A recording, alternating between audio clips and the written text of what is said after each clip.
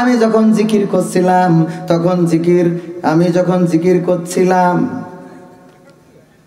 এটা লিখেছেন কে? এই সিরকুটটা দিয়েছে কে? আঙ্কেল এখানে, এই আঙ্কেল এই সিরকুটটা দিয়েছে কে? আমরা তো ওয়াজের জন্য আসিনি, এই বিষয় নিয়ে অনেক কথা হচ্ছে।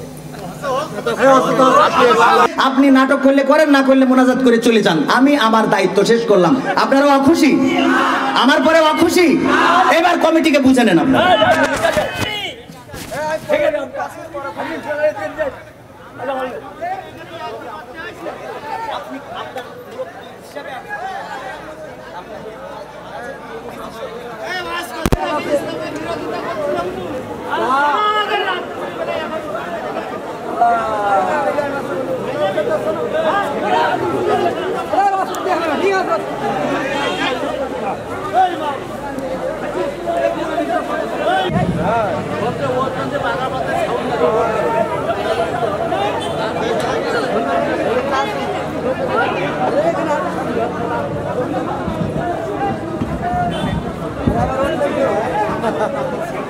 সালাম আলাইকুম।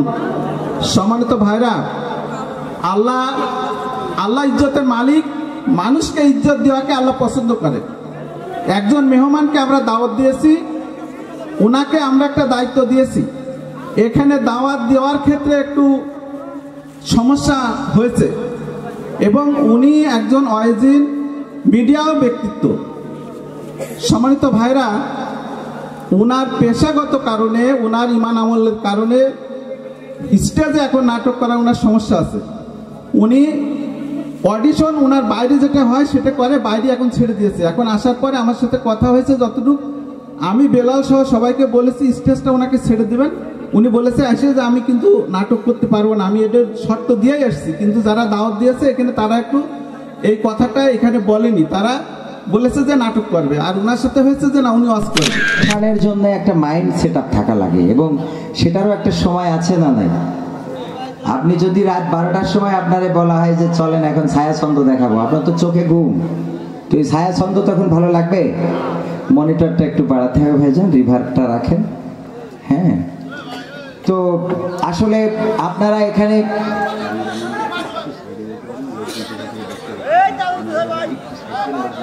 হ্যাঁ ক্যামেরাম্যানেরা যাবে, ক্যামেরাম্যানেরা একটুখানি লাইন করে, ওরা একটুখানি লাইন করে তারপরে চলে যাচ্ছে। ওরাও তো আপনারা তো আমাদেরকে চেনেন, ওদের দিয়ে না বলেন ওদের। আর কালকে কিন্তু ঠিকই এই মাহফিলটা আবার খুঁজবেন যে ভাই দেখেন তো কোন চ্যানেলে দিয়েছে আমাদের তীরের হাটের মাহফিল, খুঁজবেন না? খুঁজবেন। এই জন্য যারা এই কাজগুলো করতেছে তাদের একটু সুযোগ দেন। এটা কিভাবে রাখলে ভালো হয় সেভাবে, যেন বেশি সমস্যা না হয়। একেবারে খুব আমরা বেশি সময় নেব না ইনশাআল্লাহ। তো আপনারা খুশি না অখুশি? আওয়াজ এত আস্তে বোঝাই যায় অখুশি।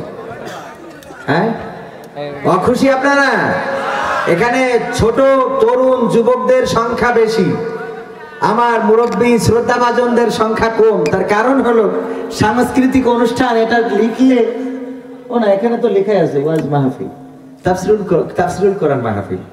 আলহামদুলিল্লাহ, আমি তাফসিরুল কোরআন মাহফিলে আসি জুব্বা পরে একেবারে তাফসিরের পোশাকে, কিন্তু আজকে শুনলাম যে না, সাংস্কৃতিক অনুষ্ঠান। তো সাংস্কৃতিক অনুষ্ঠান হইলে আমি বললাম আমার স্টেজ কয়টায়? আমাকে লিখে দিল যে 7:45।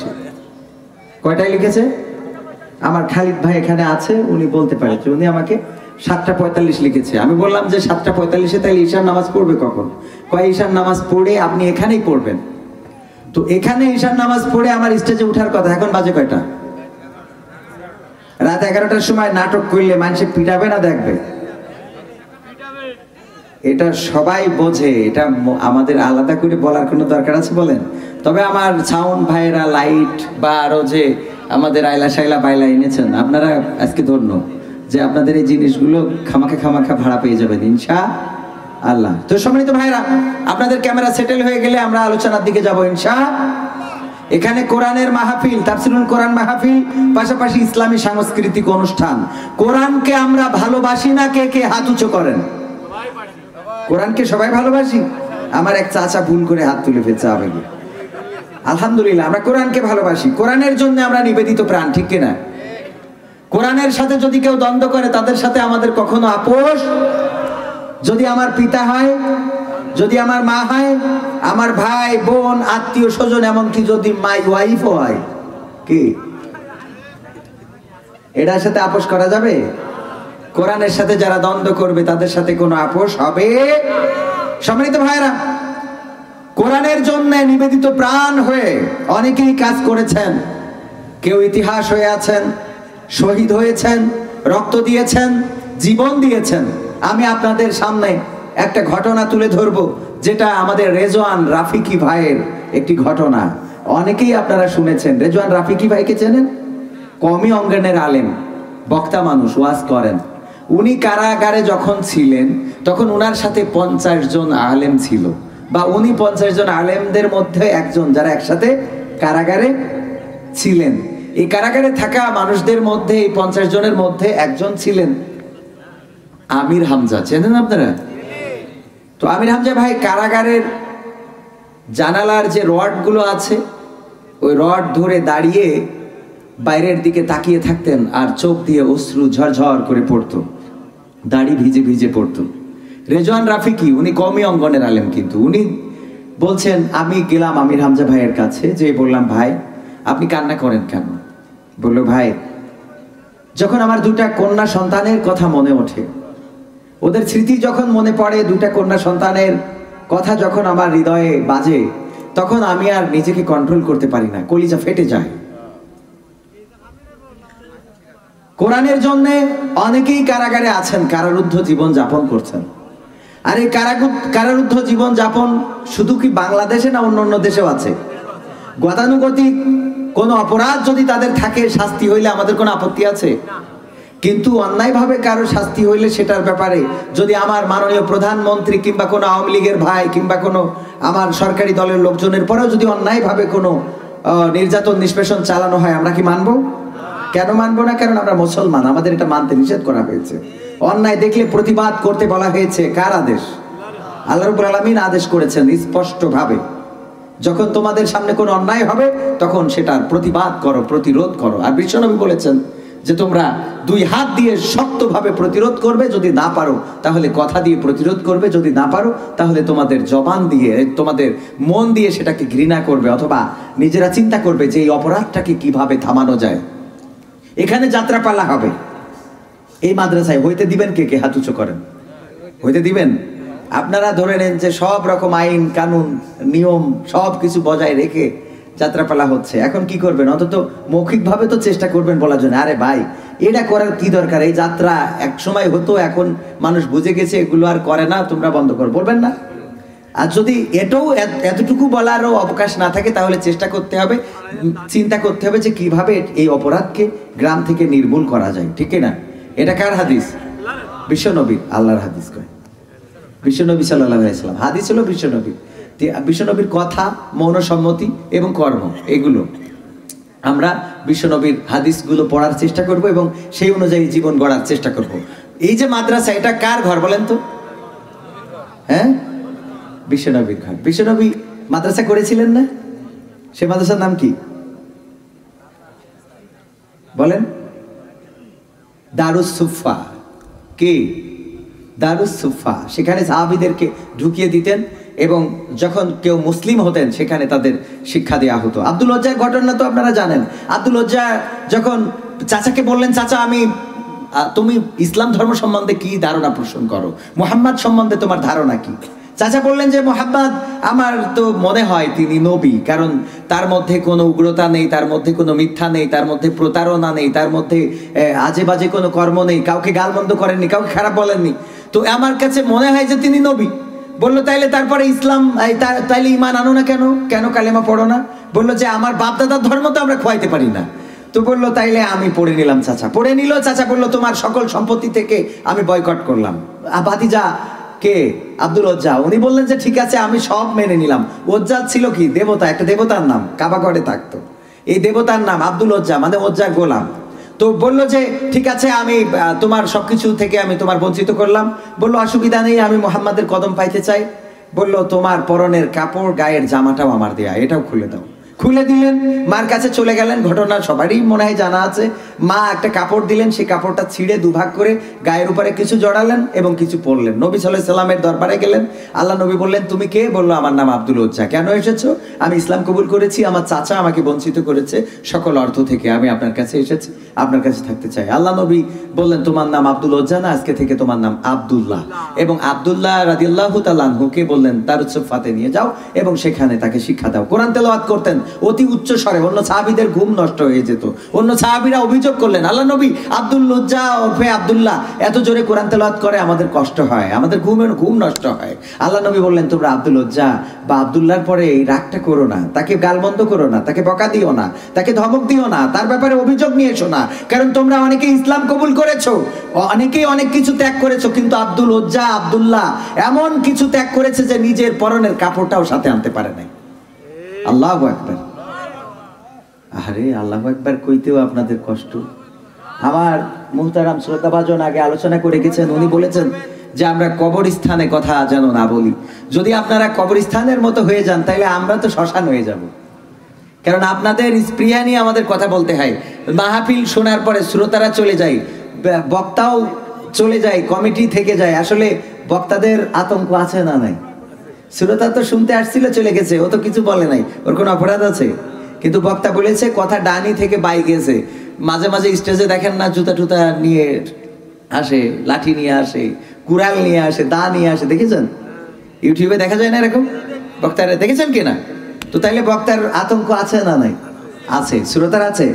বরং শ্রোতারা করে কি, যদি উল্টো পাল্টা হয় ওরা জুতো মুতো চেলে একেবারে শেষ। তো ভাইরা আমার, আমরা এখানে বসেছি, আমাদের জবান দিয়েছে কে?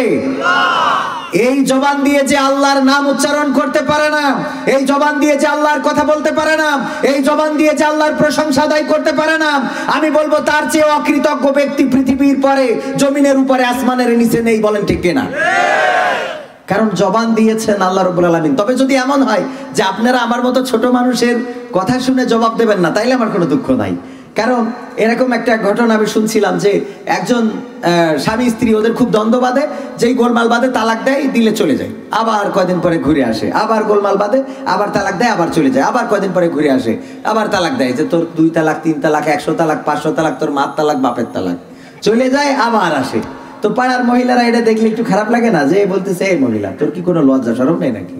তো 2 দিন অন্তর তালাক দেয়, চলে যায়, আবার আসিস, চলে যায়, আবার আসিস, চলে যায়, আবার আসিস। ঘটনাটা কি? বলছে ওর কথা শোনে কিনা, ওর কথা শোনে কিনা। এখন আমার কথা যদি শোনে কিনা হয়ে যায়, যে আমি যাই বলি আপনারা শুনবেন না, তাইলে তো আমি 1 ঘন্টা খেয়ে সারাদিন ধরে ওয়াজ করলেও তো শোনাইতে পারবো না, পারবো? তো এই জন্য আমরা কিছু সময় এখানে এসেছি। আল্লাহ রাব্বুল আলামিন আমাদের উপরে সন্তুষ্ট হয়েছেন। আল্লাহ রাব্বুল আলামিন সন্তুষ্ট না হইলে আমাদের এখানে আসতে দেননি। এই তীরের হাটের অনেক বাসিন্দা এখানে আসতে বলেন, আল্লাহ রাব্বুল আলামিন যদি কবুল না করেন, আপনি চাইলেও আসতে পারবেন না, বসতে পারবেন না। যেদিন আপনি আল্লাহর কাছে সিজদা দেওয়ার জন্য নিয়ত করবেন, আল্লাহ রাব্বুল আলামিন যদি আপনার সিজদাটা নিতে না চান, তাহলে ওই দিন দেখবেন যে ঠ্যাং ভেঙে দিয়েছে। কথা কয় না? ওই দিন ঠ্যাং ভেঙে গেছে হাসপাতালে, নিয়ত করেছিলেন আজকে থেকে নামাজ পড়বো, আর আজকে আপনি ঠ্যাং ভেঙে গেছে, আর সিজদা দেওয়ার ক্ষমতা নাই। এই জন্যে আল্লাহর কাছে সিজদা দিতে হলেও আল্লাহর কবুলিয়াতের দরকার আছে না নাই? আল্লাহ রাব্বুল আলামিন যদি কবুল না করেন, দাড়ি রাখবেন, নিয়ত করেছেন দাড়ি রাখবেন, বিয়ের পরে রাখবেন, কিন্তু বিয়ের আগে যে আপনার দেহেতে নেটওয়ার্ক চলে যাবে না, তার গ্যারান্টি কি? কথা কয় না? বিয়ের আগে বাইক নিয়ে বেরিয়েছেন, আপনি মেন রোডে উঠতে যেয়ে হঠাৎ করে ট্রাক এসে চাপা দিয়েছে, আপনার ঠ্যাং একদিকে আর পা আর একদিকে, মাথা একদিকে, ঘেনু আর একদিকে। ঘটে না? ঘটে না? তার মানে কবুলিয়াতের দরকার আছে না নাই? আপনি দাড়ি রাখতে চাইলেই পারবেন না, আপনি টুপি পরতে চাইলেই পারবেন না, আপনি কোরআনের মাহফিল শুনতে চাইলেই পারবেন না, যদি আমার আল্লাহ কবুল না করেন। وَإِذَا قُرِئَ الْقُرْآنُ فاستمعوا له وأنصتوا لعلكم তুরহামুন। আল্লাহ রাব্বুল আলামিন বলছেন, যখন তোমাদের সামনে কোরআন তেলাওয়াত করা হয়, যখন তোমাদের সামনে কোরআন থেকে পড়া হয়, কোরআন থেকে বলা হয়, তখন তোমরা হৃদয়ের কান দিয়ে শোনো, যাতে করে তোমাদের উপরে আল্লাহর রহমত বর্ষণ হতে পারে। বলেন সুবহানাল্লাহ। আল্লাহর রহমত আমরা চাই না? চাই না। আল্লাহর রহমতটা কি জিনিস? আল্লাহর রহমত হলো আপনার দুইটা চোখ আছে, এই চোখ দুইটা আল্লাহর দেওয়া রহমত। কিন্তু চোখই শুধু রহমত না, এই চোখের মধ্যে আল্লাহ যে দৃষ্টিটা দিয়েছেন, এই দৃষ্টিটা হলো রহমত। চোখের মধ্যে কি কথা কয় না? আপনার অনেকেই কানা, চোখ আছে, চোখ ঘুরায়, দেখবেন মনিটরি সব আছে, দেখতে পায় না। কারণ কি? দৃষ্টিটা কেড়ে নিয়েছেন। এই দৃষ্টিটা হলো আল্লাহর রহমত। আল্লাহ চোখ দিয়েছেন, কান আছে না সবার? কারোর কানের লেয়ার ভিতরে চলে গেছে, কেউ এক কানে শোনে না, কেউ দুই কানেই শোনে না, কারোর ম্যাশিং লাগে, আর কারোর যেই জোরে বলে এই ভালো আছো, কয় হ্যাঁ খেয়ে আসলাম, তো কে বলে কয় না? কয় না? কয় তুমি বাড়ি আসলে কবে? বলছে যে হ্যাঁ পায়খানা ফিতে দিয়ে বদনা খুঁজছিলাম, পাইনি, পরে আর আগে কি বলেন, এক শোনে আর এক। কান আছে কিন্তু আল্লাহর রহমত নাই। রহমতটা কি? শোনা।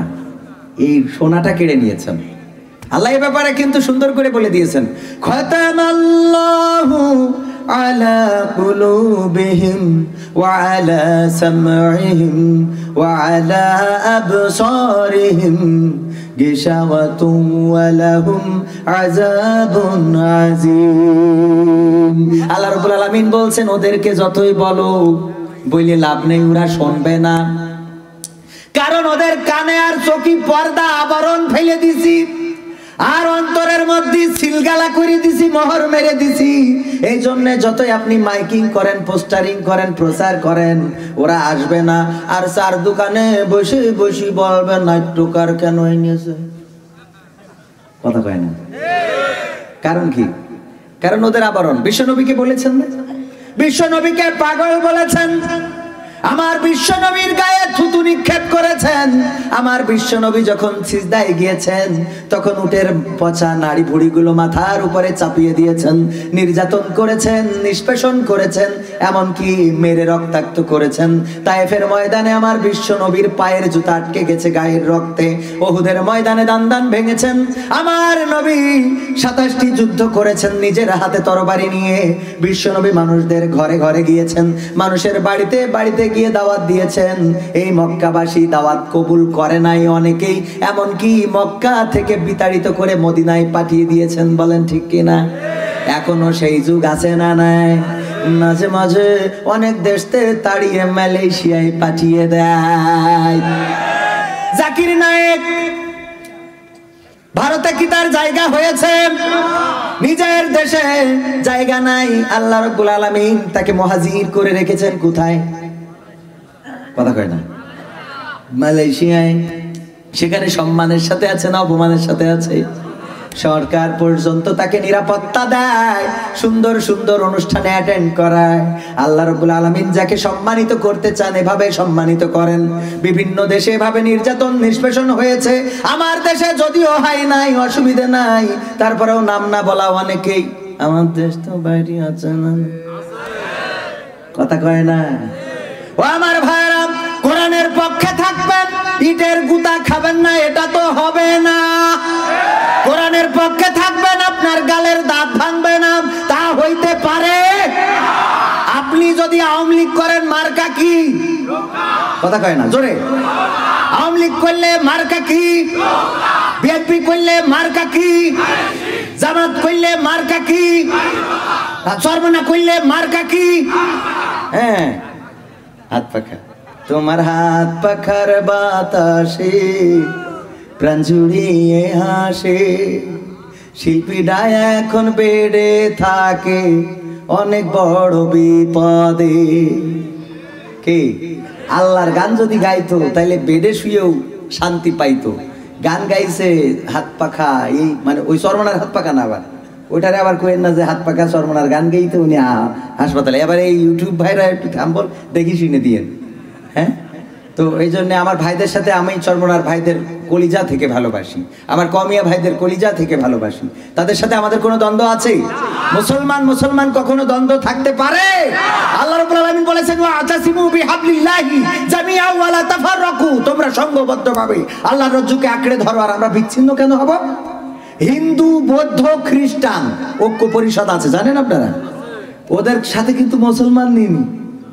কে মুসলমান কিছু আল্লাহর ওলি আছে না যারা ইসলাম চায় না? কথা কয় না। সংবিধানে রাষ্ট্র ধর্ম ইসলাম আছে বলে তোমার কেন জলে রে বন্ধু, তোমার কেন জলে? শয়তানে জালে কি আগুন তোমারই বগলে, তোমার কেন জলে রে বন্ধু, তোমার কেন জলে? ইসলাম হলো শান্তির ধর্ম, আছে সুবিচার, অন্য ধর্মের প্রতি কভু করে না অবিচার। মিলেমিশে থাকার কথা, মিলেমিশে থাকার কথা দিয়েছেন নবী বলে, তোমার কেন জলের টাকলাই, তোমার কেন জলে? আছে নিষেধ ধর্ম নিয়ে করা বাড়াবাড়ি, না জানিলে কিতাব খুলে দেখো তাড়াতাড়ি। যার ধর্ম সে করবে পালন, যার ধর্ম সে করবে পালন, কোরআনেতে বলে তোমার কেন জলের মশালা, তোমার কেন জলে? আল্লাহ ওদের ব্যাপারে পবিত্র কোরআনে রেকর্ড করে দিয়েছেন, ইউরিদুনা লিয়ুতফিউ নূরাল্লাহি বিআফওয়াহিহিম ওয়াল্লাহু মুতিম্মু নূরিহি ওয়ালাউ কারিহাল কাফিরুন।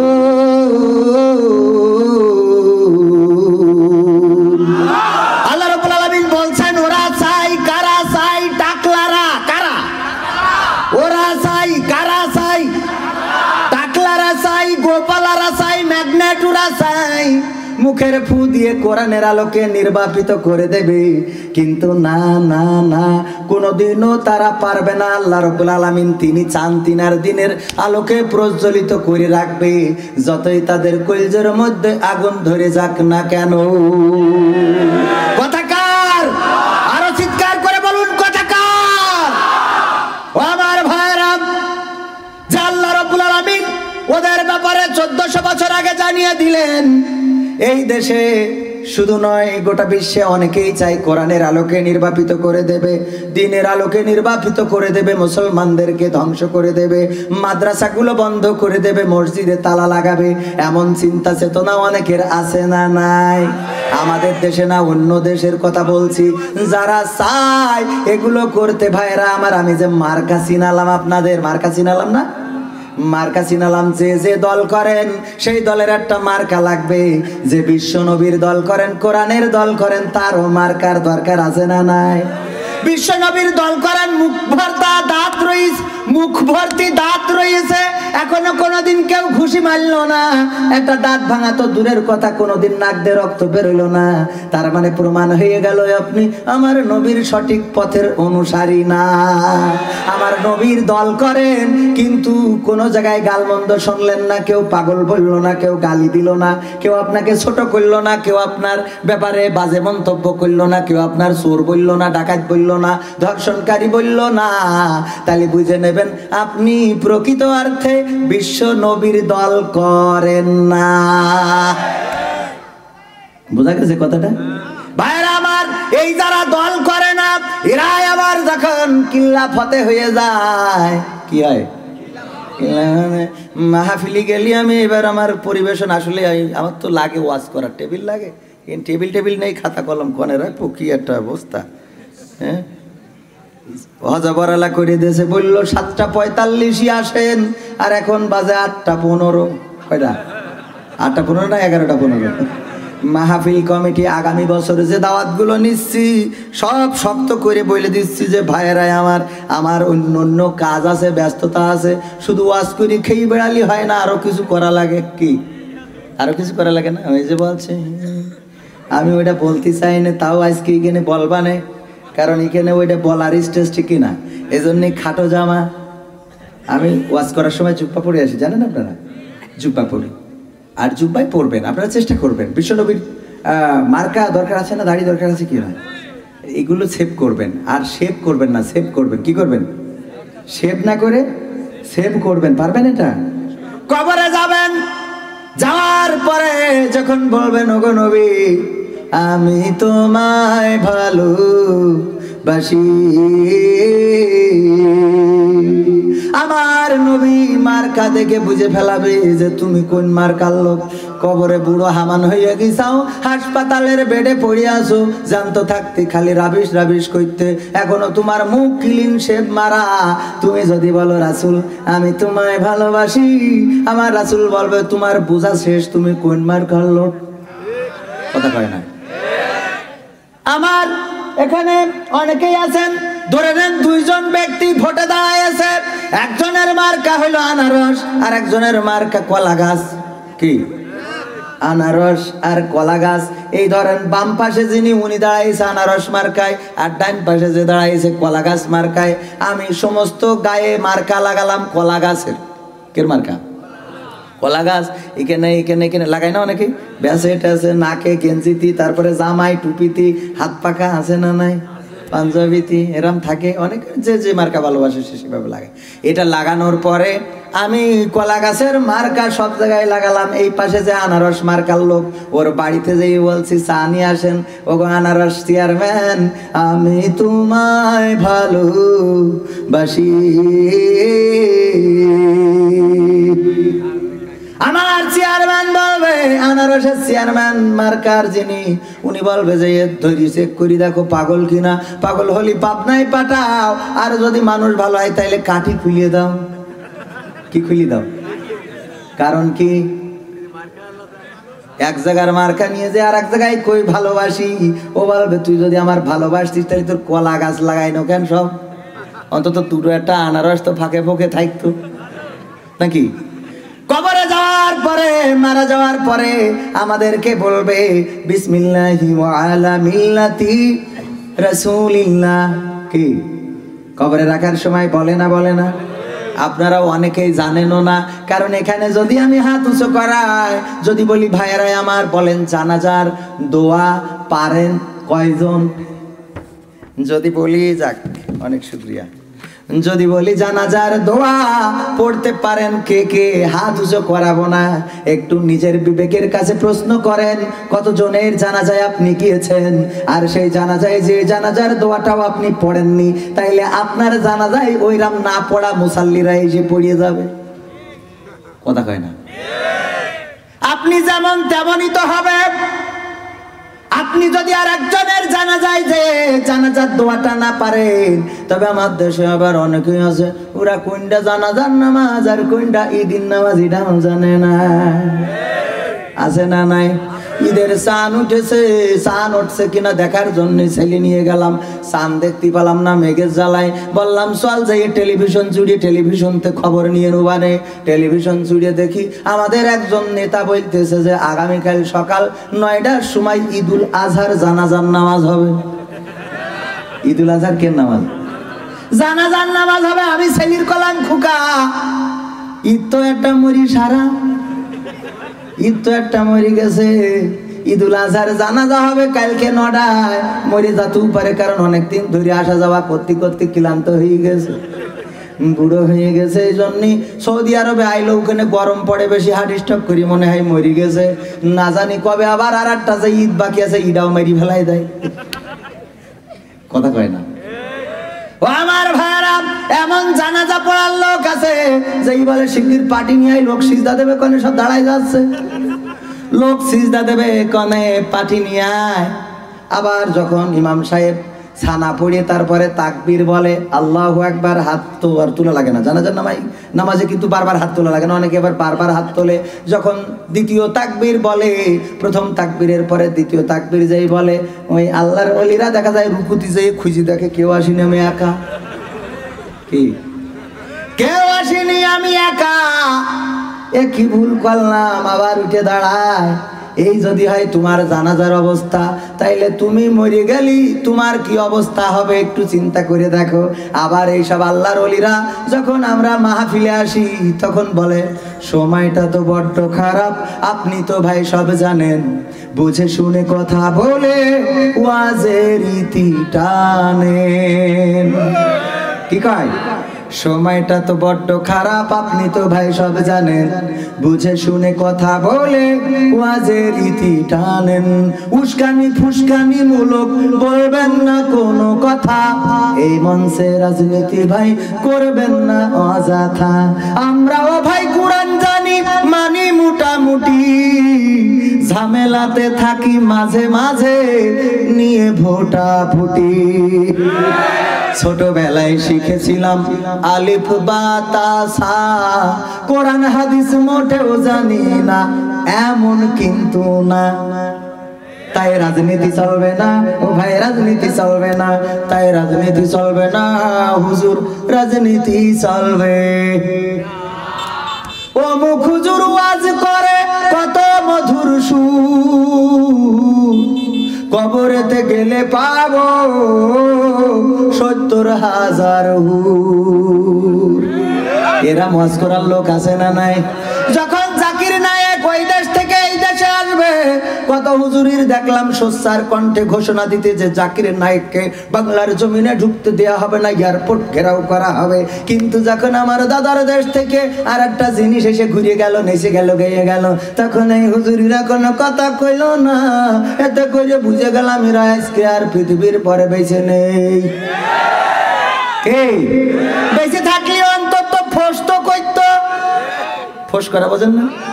আশরাফ আলী থানভী রহমাতুল্লাহ আলাইহি উনি একটা কিতাবে লিখেছেন, একবার এক সাপ সে গেল পীর সাহেবের কাছে মুরিদ হওয়ার জন্য, যে পীর সাহেবের বলছে, পীর সাহেব আমার মুরিদ করিয়ে দেন, আমি মুরিদ হব। পীর সাহেব বলছিস তোর মুরিদ করবো কি, তুই তো জন্মের খাটাসের খাটাস, মানুষের বিনা কারণে কামড়াই মেরি ফেলিস। বলছে আপনি যদি মুরিদ বানান, আমি কথা দিলাম আমি আর কোনোদিন কারোর কামড়াবো না। বলছে তুই যদি কথা দিতে পারিস যে কারোর কামড়াবি নে, তাইলে ঠিক আছে আমি তোকে মুরিদ করে দেবো। বললো ঠিক আছে, আমি কথা দিলাম। তাকে মুরিদ করে দিল, মুরিদ করে দিল, যে মুরিদ যখন বানাই দিলাম, এখন থেকে সকাল সন্ধ্যায় জিকির করবি বসে বসে, আর কারোর জন্য কামড়াবি নে। আপনাকে তীরের হাটের মাঠে গেছে ঘাস কাটার জন্য, মসজিদের যে ইমাম সাহেব উনি সন্ধ্যেবেলা তাড়াতাড়ি করে ঘাস কাটতে গেছে, বাড়িতে দড়ি নিয়ে যাতি মনে নেই, সন্ধ্যে হয়ে গেছে, আজান হয়ে গেছে, নামাজ পড়াতে হবে। ইমাম সাহেবদের মাঝে মাঝে নামাজের জামাতে যেই টাইম হয়ে যায়, আগের মুসাল্লিরা ছিল প্রকৃত মুসাল্লি, আর আগের ইমাম সাহেবেরাও ছিল প্রকৃত ইমাম। আজান হওয়ার আগে মসজিদে ইমাম বসে থাকতো, এমন দেখেছেন না? আর এখন দেখবেন যে জামাত হওয়ার 1 মিনিট আগে ইমাম সাহেব মোবাইল দেখতে দেখতে ঢুকতেছে। কথা কয় না? আমি খারাপ বলতেছি না, আবার অনেকেই বলবে যে হুজুর আপনার মতো মানুষ ইমামদের ব্যাপারে এই কথা বলার সাহস পান কি করে? আমি সাহস করলাম না। তবে আমি দেখি মসজিদে গেলে জামাত হওয়ার 1 মিনিট কিংবা 30 সেকেন্ড আগে উনি মসজিদে বসতে নারাজ, ওনার যে স্পেশাল ঘর আছে ওখানেই থাকে, তারপর একেবারে ঘড়ি দেখে কাটাই কাটাই এই সেতের সামনে যায়, যেই বলে মোবাইল বন্ধ, তারপরে সাইলেন্ট করে রাখেন, কাতা সোজা করেন, ইকামত দেন, নামাজ শেষ, উনিও আল্লাহর ওলি চলে যায়। ঠিকই না? এই অবস্থা। আর মুসাল্লিরাও একই অবস্থা, চার দোকানে বসে থেকে সিরিয়াল মারতেছে, ডিস্কো ড্যান্সার মারতেছে, আর যেই উজু যেই জামাতের আকামত শুরু হয়ে গেছে অমনি যেই দৌড়ই কুলুকুলু করে উজু কোন রকম কুলি করিস কি করিনি, কানু ভিজেস কি ভিজিনি, পার গুড়ালি ভিজেস কি ভিজিনি, ওটা দেখার দরকার নেই, দৌড় দেয় জামাত ধরার জন্য। ইমাম সাহেব রুকুতি চলে গেছে দেখে এমন জোরে জুতো খুলেছে, জুতো একটা পড়িয়েছে পাকিস্তানে আর একটা পড়িয়েছে আফগানিস্তান, 2 জুতা 2 দেশে। তারপরে যাই ইমাম সাহেব সিজদায় চলে গেছে, উনি নিজে নিজে একটা রুকু মারিয়ে নেয়। কথা কয় না? নামাজ হবে বলেন? ইমাম সাহেব সিজদায় বলে ও চিন্তা করলো ইমাম তো সিজদায় চলে গেছে, আমি রুকুটা মেরিয়ে নি, ও নিজে নিজে রুকু মেরি, তারপরে যদি ইমামের আর একটা সিজদায় যাও আবার ওর মধ্যে একটা সিজদা মেরি নেয়। নিয়ে তারপরে নামাজে অ্যাটেন্ড করে। এই হলো এখনকার মুসাল্লি। আর আগের মুসাল্লি গুলো ছিল, আমাদের হুজুর বলতো যে একবার এক ইমাম সাহেব নাকি একটু ঝামেলা করে ফেলে, সেটা হলো কি তখন হেরিকেনের যুগ, তারাবি পড়াবে, রোজার মাস ইফতার করে নামাজ পড়ায় এসে ক্লান্ত শরীর নিয়ে শুয়ে পড়েছে। আমার সুপারিনটেন্ডেন্ট এখন সুপার, আগে উনি আমার শিক্ষক, আমার মাদ্রাসার, আমরা যেখানে পড়াশোনা করেছি মোকামতলা দাখিল মাদ্রাসা, ওখানকার আরবি সাহিত্যের শিক্ষক ছিলেন, এখন সুপার হয়েছেন আমার শ্রদ্ধাভাজন আব্দুল গফুর হুজুর। তো উনি বলতেছে একদিন এক হুজুর এসে শুয়েছে, হঠাৎ করে চেতনা পেয়ে দেখে যে জামাতের টাইম ছাড়াই গেছে, তাড়াতাড়ি করে আড়াই পাঞ্জাবি খুলে থুইল সে আড়ার থেকে, অমনি জামা ঘাড়ে করে নিয়ে মসজিদে দৌড়। মসজিদে মুসাল্লিরা রেগে গেছে, হুজুর জামাতের টাইম পার হয়ে গেছে, এত দেরি করে আসলেন কেন? তারপরে তাড়াতাড়ি করে গলায় পরাইতে জামার হাতা খুঁজে পাচ্ছে না, হাতা খুঁজে পাচ্ছে না, তাড়াতাড়ি গেছে তো হাতা খুঁজতেছে, হাতা খুঁজে পাচ্ছে না, এমনিই দেরি হয়েছে। মুসাল্লিরা আর হুজুর কি আছে কি? বলছে ভাই আমি তো সে জামার হাতা খুঁজে পাচ্ছি না। বলছে এই হেরিকেনের আলোটা জোর দিয়ে কাছে ধর, হুজুর হাতা খুঁজে পাবে না। কাছে ধরি দেখে হাতা খুঁজে পাবে কি, আড়াই ছিল তার ওয়াইফের সায়া ওই গলায় করে বৃষ্টি, ওই তাড়াতাড়ি করি ওই নিয়ে ঘাড়ে দেব, তো ওই পড়ায় সারাদিন হাতা খুঁজে পাবে গলায় করে। তো এই হইলো অবস্থা হয়। তো তাড়াহুড়ো করতে যেয়ে দড়ি ফুলে থুয়ে চলে গেছে মাঠ থেকে, চিন্তা করলো ঘাস বাড়ি নিয়ে যাব কি করে। আবার ঘাস না নিয়ে গেলি বাড়ির ওয়াইফের বক্তব্য আছে না নাই, অ্যাকশন আছে না নাই, আজকে ঘাস কাটনি তোমার ভাত আজকে কি লোবানে, এরাম বউ আছে না নাই। বাজারতে দেরি করে আসলি এমনি করেছিলেন কি পাইছা ওটা কি? হ্যাঁ তোমার বিয়ে করি আমি জলিপুরি মরছি, আমার কত জায়গায় বিয়ে হতে চাইলো জানো? হ্যাঁ মেম্বারের ছেলে আমার কতবার চকলেট খাওয়াইছে, আর চেয়ারম্যানের ছেলে গোলাপ ফুল নিয়ে 14 তারিখে দাঁড়াইছিল, আর এমপি মন্ত্রীর ছেলে আমার ভার্সিটিতে পিকনিক নিয়ে যেতে চাইলো। আমি তোমার বিয়ে করি জলিপুরি সরকার হয়ে যাচ্ছি। হ্যাঁ আছে না নাই? বিয়ের সময় কান্দে না কান্দে না? কবুল পড়ার সময় মনে পড়ে যায় প্রথম কবুলে যখন বলে তীরের হাটের বাসিন্দা মকসেদের ছেলের সাথে তোমার 50,000 টাকা বাকি দেন মোহরে, লগত তো দেন না, খাটাসের গোষ্ঠী। আমি লগত দিলাম, বাড়ি এসে ফেরত দিতেছি একদম। আর এখন যেভাবে ইনকাম করি মাঝে মাঝে এতে মাইরিং করে, কি করবো আমি কই আন্দাজেই কই আজকে কয় টাকা নিছাম, হ্যাঁ এই নিশা আমি কম দেখছি, প্রায় 500 নিছি, আন্দাজে বলে ধরি ফেলি, একটুখানি পাম মারলি কই যায়, ঠিক আছে না? হ্যাঁ ভাইরা আমার, আমি ইউটিউবার ভাইদের বলে রাখি এই অংশটা কাটবেন না। কোন অংশ? এখন যা বলছি এটা সাংস্কৃতিক অনুষ্ঠান, আমাকে সংস্কৃতির কথা বলে ডেকে এনেছে। অনেকেই বলবে যে হুজুর ওয়াজ করতেছি এইসব কি বলতেছেন, তো সাংস্কৃতিক অনুষ্ঠান, বরং ওয়াজ করছি এটা হলো বোনাস। এটা কি কথা কয় না? হ্যাঁ তো ভাইরা আমার, আমি সাংস্কৃতিক অনুষ্ঠান করতে চাই না এবং নতুন করে সাংস্কৃতিক অনুষ্ঠানের কোনো দাওয়াত নিই না। কারণ হলো আমার এই সাংস্কৃতিক অনুষ্ঠান যখন মিডিয়ায় যায় তখন অনেকেই বলে হুজুরের অবস্থা দেখো এইসব করি বেড়াচ্ছে। আমরা যা করি ভালোর জন্যে করি। ওর ওই যে যখন ভারত থেকে এসে ওই আল্লাহর ওলি নেচে যায় তখন ওর কমেন্ট দেখা যায় না, কথা কয় না? নাউজুবিল্লাহ বলেন না কেন? যখন এসে নেচে যায় কথা বলে না। যখন আমার প্রিয় পরিমণি, কার প্রিয়, যখন 3 দিন বিয়ে করে 4 দিনের মাথায় বলে গর্ভবতী, তখন কেউ কাপনের কাপড় খোঁজে না, তোর কাপড়ের না ওই কাবিনীর কাগজ দেখেন, তখন কাবিনীর কাগজ লাগে না। কিন্তু যখন হুজুর ধরা খায় তখন কাবিনীর কাগজ দরকার। কে কথা কয় না? আমি যতই আসতে বলি আপনারা আসতে বলবেন কেন? ও আমার ভাইরা, এবার ওই হুজুর কি করেছে, তাড়াতাড়ি করে আমার হুজুর ঘাস কেটে ঘাস বানবে, সন্ধ্যে হয়ে গেছে, অন্ধকার, মসজিদে নামাজ পড়াতে হবে। দেখে যে না একটা শুয়ে আছে, ওইটা মনে করিস কলা শুভলা, কারণ ওই সাপটা জিকির করতেছে শুয়ে। তো ওইটা তাড়াতাড়ি করে নিয়ে সন্ধ্যেবেলা ঘাস বেঁধে নিয়ে বাড়ি নিয়ে আইছে, বোর কইছে খুলে নিয়েতে কেটে এনে দৌড়ে নিয়ে যাইতে মন ছিল না, কলা শুভলা দিয়ে বান্ধিছে। বউ খুলিছে, এখন সাপের তো বেখাইতে অবস্থা। ওই করতে করতে পীর সাহেবের কাছে যেই বলছে, ও পীর সাহেব আল্লাহর ওলি আমি তো শেষ। কেন কি হয়েছে দেখেন, ঘাড় তো শেষ, মুড়াই ঘাড় আর লেজ। আর সাপেকের দোষ হলে এরা তো সোজা হয় না, হয় সোজা হয় কখন? সাপেদের চরিত্র কিছু মানুষের মধ্যে আছে না নাই? মানুষের মধ্যেও সাপের চরিত্র আছে। সারা জীবন এড়িয়েল বেকা, ওর সামনে যাই বলেন ও হুজুর দেখতে পারে না বলে ভালো হুজুরও খারাপ, খারাপ হুজুরও খারাপ। কি যে হুজুর দেখতে পারে না ওর কাছে ভালো হুজুরও ভালো না, আর আমার মতো খারাপ হুজুরও ভালো না। এরম বেকা লোক আছে, ওদের যতই বলেন কবরে যাওয়ার আগ পর্যন্ত সোজা হবে না। একবার নাকি একটা শৈল মাছ আর একটা সাপ দুইজনে বন্ধু পাতাইয়েছে, পাতাইয়ে দুইজন গল্প করতে করতে যাচ্ছে, তা সাপ এরাম এরাম করতে করতে যাচ্ছে, ওই মাছ কাছে থাকতে পারছে না, দূরে যাইতেছে। সাপ ওই মাছ বলতেছে, দোস্ত তোর এই অবস্থা কেন, একটু সোজা হয়ে চল। বলছে ওরে ও করিস না, বলে তোর সাথে যাবো বন্ধু পাতাইছি একসাথে গলা ধরে, তার তো কোনো কায়দা নেই, তোর জন্য তো আমার এই এলাকা ছেড়ে চলে যেতে হবে। তো ওই তাও এই করি যায়। বলছে দোস্ত তোর আল্লাহ কি করি, একটু সোজা চল। ও তো সোজা তো চলেই না। পরে রাগ করি মাছ বলছে যা তোর সাথে আমার কোনো সম্পর্কই নেই। মাছ একদিকে চলে গেছে, সাপ যাচ্ছে, ওখানে আবার আপনাকে তীরের হাটের মকসেদ মিয়া জাল পেতে রেখেছে মাছ ধরার জন্য, ও ওই জালে বেঁধে বসে রেখেছে। ও যে জালে বেঁধেছে, জালে যদি সাপ বাঁধে তাহলে আর জালে মাছ বাঁধে বলেন? কারণ সাপ তো বিপদে পড়ে আছে, মাছেরা ওইটা বিশ্বাস করে না। মাছে গেলে যতই বলুক যে ভাই দেখ আমি বিপদে পড়েছি, তোরা আয়, কোনো অসুবিধে নেই। মাছ কয় না শালা তুই খাওয়ার জন্য বসে রয়েছিস। কি ওই জালে আর মাছ বাঁধিনি বুঝলে মকসেদ সাহেব যখন জাল তুলেছে, তুলে দেখে সাপ, ওই সাপের ইচ্ছা মতো কষাইছে, কষাই আলির পরে ফেলাই রেখেছে, মেরি ফেলাই তুলি সোজা হবে না, হবে না।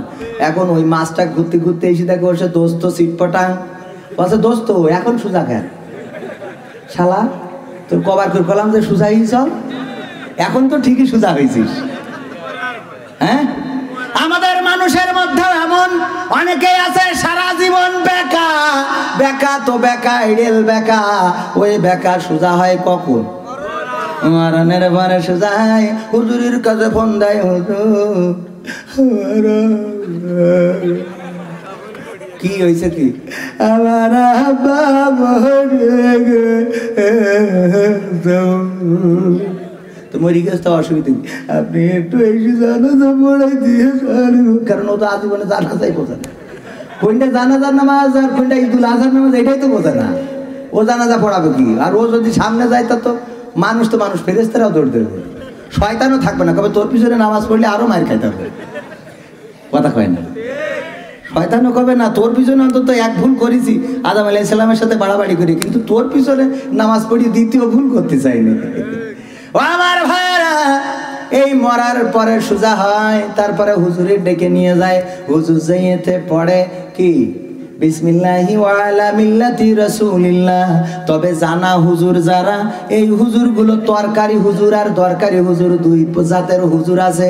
এক হুজুর হইল তরকারি পালেই বগল বাজায়, সব জায়েজ হয়ে যায়। আর এক হুজুর হইল দরকারি হুজুর। তরকারি হুজুরির যদি প্রমাণ আপনাদের সামনে পেশ করি, তরকারি হুজুর হইল এমন সাইয়েদ কুতুব শহীদ রহমাতুল্লাহ আলাইহি। মিশরের নাম জানেন কিডা কিডা? হাত উঁচু করেন। সাইয়েদ কুতুব, ওকে, যারা নাম জানেন তাদের বুঝতে সহজ হয়েছে, আর যারা জানেন না তারা জেনে নেন ফি জিলালিল কোরআন। এই তাফসীর যিনি লিখেছেন সাইয়েদ কুতুব শহীদ রহমাতুল্লাহ আলাইহি, উনি যখন মিশরে কালেমার ব্যাখ্যা করলেন, কোরআনের প্রকৃত ব্যাখ্যাগুলো সামনে উপস্থাপন করলেন, তখন মিশরের তৎকালীন সরকার তার অ্যারেস্ট করলো, তার ফাঁসির আদেশ দিয়ে দিল, ফাঁসি কার্যকরের দিন চলে আসলো। তখন একজন ইমাম সাহেব এসেছে, এসে বলছে যে আমি আপনার কাছে আসছি, আসসালামু আলাইকুম ওয়া রাহমাতুল্লাহ, আমি আপনার কাছে আসছি আপনাকে একটু তওবা তালিম করার জন্য, আমি আপনাকে কালেমা পড়ানোর জন্য আসছি। উনি বলছেন আপনি কে? বলছে আমি এই রাষ্ট্রের একজন ইমাম, যখন কারো ফাঁসির আদেশ কার্যকর করা হয় তখন আমি রাষ্ট্রীয়ভাবে তাকে তওবা তালিম করে কালেমা পড়াইয়ে দিই। সাইয়েদ কুতুব শহীদ রহমাতুল্লাহ আলাইহি বললেন, ও ইমাম সাহেব, আপনি যে কালেমা আমাকে পড়াতে এসেছেন, ওই কালেমার ব্যাখ্যা করার কারণে আমাকে আজকে ফাঁসির কাস্টে ঝুলতে হচ্ছে, অথচ সেই একই কালেমা আপনি রাষ্ট্রীয়ভাবে আমাকে পড়াতে এসেছেন। আপনার কালেমা আপনার তরকারির ব্যবস্থা করে দেয়, আর আমার কালেমা আমাকে ফাঁসির কাস্টে ঝুলিয়ে জান্নাতে পৌঁছে দেয়। ও আমার ভাইরা, এই জন্য আলেম তরকারি আলেম আর দরকারি আলেম আছে না নাই? এই তরকারি আলেমেরা তরকারি পাইলেই ওরা আর হক কথা বলে না, আর দরকারি সরকারি আলেমগুলো যদি ফাঁসির কাষ্ঠও সামনে চলে আসে তবুও হক কথা বলতে কখনো দ্বিধাবোধ করে না, বরং তারা জিজ্ঞেস করে কোন কাপড় পরিতে চলবো। কথা কয় না? ও আমার ভাইরা, বাবাজিরাই আমার, এখন হুজুর পড়লো বিসমিল্লাহি ওয়া আলা মিল্লাতি রাসূলিল্লাহ, কিন্তু বুঝা হুজুর গুলো এটা পড়বে না। বুঝা হুজুর পড়বে বিসমিল্লাহি ওয়া আলা মিল্লাতি নরেন্দ্র মোদি, বিসমিল্লাহি ওয়া আলা মিল্লাতি বাইডেন, বিসমিল্লাহি ওয়া আলা মিল্লাতি পুতিন, বিসমিল্লাহি ওয়া আলা মিল্লাতি ওং সাং সু সি। কারণ কি? সারাটা জীবন আপনি দল করে গেলেন নরেন্দ্র মোদীর, সারাটা জীবন আপনি দল করে গেলেন বাইডেনের, সারাটা জীবন দল করে গেলেন পুতিনের, আর মরে যাওয়ার পরে আপনি কি করে বলেন যে আমি আপনার ইমাম সাহেব যখন বলে ওগো রাসূল আমি আপনার মিল্লাতে আপনার দলে উঠাই দিয়ে গেলাম, এটা কি আমার রাসূল মানবে নাকি? মানবে বলেন? কিন্তু দরকারি হুজুররা এই কথাটা বলবে না, কারণ ওরা জানে সারা জীবন দল করিছে খাটাসের, ওরা এখন রসুলের ঘাড়ে দেবো কেন? রসুলের ঘাড়ে দিলি তো নেবেও না। আমার চাচাজি, নাম কি চাচা? আব্দুল মান্নান খান, কত সুন্দর নাম দেখেন। আব্দুল মান্নান খান সাহেবের বললাম, ও আব্দুল মান্নান খান সাহেব আঙ্কেল, আমার কি একটা গরু পুষানি দেওয়া যায়? পুষানি বোঝেন তো? আপনারা কি বলেন? পুষানি, গরুকে পুষানি দেওয়া যায়? আপনার তো অনেকগুলো গরু আছে, একটা গাই গরু যদি পুষানি দিতেন, 2 ছেলে 1 বউ নিয়ে ভালোভাবে সংসারটা চলে যেত। ওয়াজ তো সারা জীবন চলে না, রোজার মাস ওয়াজ বন্ধ, সেহরি খাবো কি দিয়ে? যদি একটা গরু পুষানি দিতেন। বলছে গরু যে তুমি পুষবা, তোমার গোইল কই?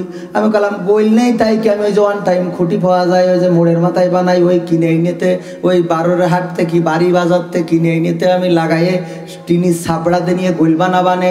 বলছে তোমার মশারি কই? আমি বললাম মশারি নেই, তাই কি আমি ওয়াজ করি যে টাকা পাই ওই যে কয়েল ধরা বানে। বলছে তুমি ঘাস কাটবা কখন? তুমি তো ওয়াজ করি বেড়াও খালি। আমি বললাম ঘাস কাটি আর না কাটি, ওয়াজ করলি তো তাও 2-4 পয়সা দেয়, ওই দিয়ে ভুসি কিনবানে আর কইল কিনবানে, কিনে খাওয়াবানে, গরুর অযত্ন হইবেন না। বলছে তুমি পুষতে পারবা না। কি তার মানে দেবে? আব্দুল মান্নান চাচা, তাই তো? আব্দুল মান্নান খান, উনি তার মানে গরু পুষানি দেবে না। হঠাৎ করে চৈত বৈশাখের দিন উত্তর গগনে কালো মেঘ জমা হয়েছে, বিশাল মেঘ, তারপরে দুমদাম শুরু হয়ে গেছে। দুমদাম পড়তে পড়তে একটা পড়েছে আমার আব্দুল মান্নান খান সাহেবের গৈলির পরে। পরের দিন সকালবেলা আমি মেসওয়াক করতেছি, উনি ডাক দিয়েছে, এই কবির বিন সামাদ। আমি বলছি চাচা আমার ডাকতেছি? হ্যাঁ তোমার ডাকতেছি। শোনো, আমি বলছি কি চাচা কিছু বলবেন? ওই যে গরু নিতে চাইলে না, তুমি তো দিল্লি তো নিতাম, তো বলছো গইলে আছে লোকজন ডেকে দিয়ে এসে নিয়ে যাও। আমি বলছি যে চাচা আপনি একটা বুড়ো হয়ে গেছেন, মুরব্বী হয়ে গেছে, 1 পা করে 1 পা ধরে, আর আমিও তো হুজুর মানুষ, অত খারাপ তো আর না, তো আর লোক ডাকবো কি করতে? গরু একটা বাছুর হলে আপনি নেবেন আর একটা আমি নেবো, এইভাবেই চলবে। তো বলছে একা পারবান বলে তো মনে হয় না, দেখো গইলি যাই। আমি গইলি যাই দেখি 4 হাত পায় 1 মুখ, নাকে হাত দিলাম দেখি টাওয়ার পাচ্ছে না, লেজেও নেটওয়ার্ক নেই। মাছি মশা মাছি এগুলো বসছে তো তাড়াচ্ছে না, কারণ তো নেটওয়ার্ক পাচ্ছে না, তাড়াবে কি? আমি আস্তে করে বললাম চাচা গরু কি মরি গেছ না? তা বলছে মরি গেছ বলেই তো তোমার ডাকছি, গরুটা ফেলাতে হবে। আমি বললাম চাচা আমি যতই ওয়াজ করে বেড়াই হুজুর হয়ে এতটা পাগল না, জ্যান্ত থাকতি গরুটা সালাম দিলেন না, ওই মরা গরু আমি কান্দে করি খড় বাগানে নিয়ে যাব, এত পাগল আমার পাননি। তাতে যদি আমার ফাঁসিও হয় হতে পারে, আপনারও গরু পরিষ্কার করবো না? করবো বলেন? আমার ভাইরা, যখন আমরা বলবো বিসমিল্লাহি ওয়া আলা মিল্লাতি রাসূলিল্লাহ, আমার রাসূল সাল্লাল্লাহু আলাইহি সাল্লাম যখন দেখবেন যে তার মুখের মধ্যে দাড়ির তো ছানছাড়াও নেই, কপালের মধ্যে নামাজের কোনো দাগ নেই, আল্লাহর পথে তো চলেইনি, রাসূলের নেতা মানেনি, বরং নেতা মেনেছে নরেন্দ্র মোদীর, বাইডেনের, পুতিনের, ওং সাং সুচির, মিশরের সিসির, আর অন্য মানসিকের নাম কলাম না, এরা অনেকের নেতা মেনেছে। মানার পরে যখন বলে বিসমিল্লাহি ওয়া আলা মিল্লাতি রাসূলিল্লাহ, আমার রাসূল বলে ওরে তোর এই মরা গরু আমি ফেলাতে রাজি না। ফেলাবে? এইবার সেই ফসকার আওয়াজে যায়, ফোঁস করার ব্যাপারে বলছিলাম, যখন এই দেশে অন্যায় ঘটে যায়, অপরাধ ঘটে যায়, তখন অনেক আলেম আছে ফোঁসও করে না। ওই সাপের মতো, যে সাপের কথা বলছিলাম, আইল থেকে ভেঙে ঘাড় বেঁকা করে পীর সাহেবের বলছে, পীর সাহেব আমার তো বেকায়দা অবস্থা, আপনার কাছে মুরিদ হয়ে বড় ক্ষতি হয়ে গেল। বলছে কি? বলছে আমি জিকির করছিলাম, আপনি বলেছেন কারোর কামড়ানো যাবে না, এই জন্য আমি কারোর তো কামড়াই নাই। আমি যখন জিকির করছিলাম, আমি যখন জিকির করছিলাম, এটা লিখেছেন কে? এই চিরকুটটা দিয়েছে কে? আঙ্কেল এখানে, এই আঙ্কেল এই চিরকুটটা দিয়েছে কে? এটা কে দিয়েছে? এখানে অনেক কথা হয়ে গেছে আপনাদের, বুঝলেন? আপনার তো ওয়াজে জন্য আসেনি, এই বিষয় নিয়ে অনেক কথা হচ্ছে। আল্লাহুম্মা আমিন। রব্বানা যালামনা আনফুসানা ওয়া ইন লাম তাগফির লানা ওয়া তারহামনা লানাকুনান্না মিনাল খাসিরিন। মহিয়ান গরিয়ান সর্বশক্তিমান পরওয়ারদিগার মাবুদ মাওলা আল্লাহ গো, তোমার দরবারে দুখানে শূন্য হাত তুলেছি। এই মাহফিল কমিটি চিরকুট দিয়েছে, তুমি জানো আল্লাহ। তোমার বান্দাদের নিয়ে কথা বলছিলাম, চিরকুটে লিখেছে যে আপনি হয় নাটক করেন, না হলে মুনাজাত করে দেন। ওগো আল্লাহ, আমি নাটক করব না, মুনাজাত করে দিলাম গো আল্লাহ। তুমি দয়া করে তোমার বান্দাদেরকে কবুল করে নাও, যারা মন ভরে ওয়াজ শুনছিল। ওগো আল্লাহ, আমরা যারা হাত তুলেছি, তুমি দয়া করে আমাদের জীবনের গুনাহগুলো ক্ষমা করে দাও। আমরা যারা জেনে গুনাহ করেছি, যারা না জেনে করেছি, বুঝে করেছি, না বুঝে করেছি, ওগো আল্লাহ তুমি দয়া করে আমাদের জীবনের গুনাহগুলো ক্ষমা করে দাও। ওগো আল্লাহ, এই মাহফিলের যারা আয়োজন করলো আর শোনার জন্য যারা আসলো, তুমি তাদেরকে কবুল করে নাও, দিনের জন্য কবুল করে নাও। ওগো আল্লাহ, তোমার কাছে খাস করে ফরিয়াদ, তুমি জানো আমি এখানকার দাওয়াত নেওয়ার সময় বলেছি নাটক করব না, এই শর্তে দাওয়াত নিয়েছি। এরপরেও যারা আমার ব্রেনের পরে চাপ দিল, তাদের বিচার তুমি করে দিও। ওগো আল্লাহ, আমার মা বোনেরা এসেছে, মা বোনদের জন্য কথা বলতে চেয়েছিলাম, গান শোনাতে চেয়েছিলাম, মাহরুম করলো। আল্লাহ তুমি বিচার করে দিও। ওগো আল্লাহ, মা বোনদের ব্যাপারে কথা বলতে পারলাম না, মা বোনদেরকে আল্লাহ তুমি কবুল করে নাও। অনেক মা বোন আছে অসুস্থ, আল্লাহ তাদের সুস্থতা দান করে দাও। ওগো আল্লাহ, তুমি দয়া করে আমার মা বোনদের যাদের সন্তানাদি আছে, তুমি তাদেরকে কবুল করে নাও। যাদের সন্তান হয় না, সন্তান দেওয়ার ব্যবস্থা করে দাও। ওগো আল্লাহ, যাদের কন্যা সন্তান নাই, কন্যা সন্তান দাও। যাদের পুরুষ সন্তান নাই, পুরুষ সন্তান দাও। ওগো আল্লাহ, তোমার কাছে খাস করে ফরিয়াদ, আমরা যারা মা হারা, বাবা হারা, তুমি দয়া করে আমাদের পিতামাতার কবরকে জান্নাতের বাগান বানায়া দাও। ওগো আল্লাহ, মা জননী আর ডাকে না, মার বলে না খোকা এত রাত পর্যন্ত কোথায় থাকিস। যারা মা হারিয়েছে তারা বোঝে মা কত বড় মূল্যবান সম্পদ হারিয়েছে। যারা বাবা হারিয়েছে তারাও বোঝে বাবা কত বড় সম্পদ। ওগো আল্লাহ, যাদের মা বাবা নাই, তুমি দয়া করে মা বাবার কবরকে জান্নাতের বাগান বানায়া দাও। ওগো আল্লাহ, তোমার জমিনে কত জুলুমকারী ঘুরে বেড়ায়, তোমার জমিনে কত খুনি ধর্ষক ঘুরে বেড়ায়, তোমার জমিনে কত অপরাধকারীরা ঘুরে বেড়ায়, বুক উঁচু করে বেড়ায়। তোমার জমিনে আছে অনেক কোরআনের পাখি কারাগারে। আল্লাহ তুমি দয়া করে নিজ কুদরত দ্বারা তাদের মুক্তির ব্যবস্থা করে দাও। রমজানের মাস সন্নিকটে গো আল্লাহ, তুমি রমজানের রোজাকে ফরজ করে দিয়েছো। ওগো আল্লাহ, আমাদের রমজান পর্যন্ত পৌঁছায় দাও। এই রমজানের মাসে আমরা রোজা রাখবো, সেহরি খাবো। তোমার কোরআনের অনেক খাদেম আছে, তারা কি খাবে, কি খেয়ে রোজা রাখবে, কি খেয়ে রোজা খুলবে, আল্লাহ তুমি ভালো করে জানো। ওগো আল্লাহ, তুমি কোরআনের খাদেমদেরকে কবুল করে নাও।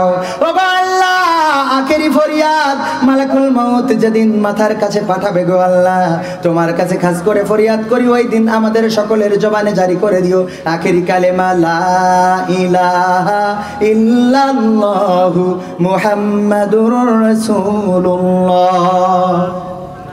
একটা মিনিট আমি কথা বলি, এটা শোনেন। আলহামদুলিল্লাহ, আমি এই মাহফিলটা ক্যান্সেল করতে চেয়েছিলাম এই জন্যে যে আমাকে এখানে সাংস্কৃতিক অনুষ্ঠান করতে বলা হয়েছে। আমি বলেছি আমি এখন ওয়াজের মঞ্চে প্রতিদিন ওয়াজ করতে হয়, রাত পর্যন্ত ওয়াজ করে আলোচনা করে বাড়ি যেয়ে ঘুমাতে আমার কষ্ট হয়ে যায়। আমাদের টিম নিয়ে নাটক করা সম্ভব না, তবে আমি গোটা টিম নিয়ে আপনাদের ওখানে অ্যাটেন্ড করতে পারবো এবং আমার পুরো টিমটাই এখানে আছে। আমাদের ঠিকানা টিভির টিম, আমি ডাক্তার, আমাদের ভাতিজা মারুফ, আমি সবাইকে এনেছি। আমি চেয়েছিলাম আমি একটু আলোচনা করে এই মাদ্রাসার কিছু কালেকশন করে দেব, যে আমাদের ভাইয়েরা যেন মন নরম করে কিছু টাকা পয়সা দেয়। আমার টার্গেট ছিল অন্তত 1050 কালেকশন করে দিয়া মাদ্রাসার উন্নয়ন কল্পে, এটাই আমার নিয়ত ছিল। আল্লাহ সাক্ষী যে আমার নিয়তটা কি ছিল। এবং এটার পরে আমি আমার নাট্যকার যে কয়জন আছে আমাদের টিমের, ওদেরকে স্টেজে নিয়ে আসবো। আমি ওদের সাথে আসার পথে গাড়িতে বলেছি যে আমরা কোনো ড্রেস চেঞ্জ করব না, কিন্তু একটা ফোন কল করব এবং ওরে বাটপার একটা শর্ট ফিল্ম আপনাদের সামনে আমরা যেভাবে শুটিং করি সেটা দেখাবো, যেহেতু সাংস্কৃতিক অনুষ্ঠান।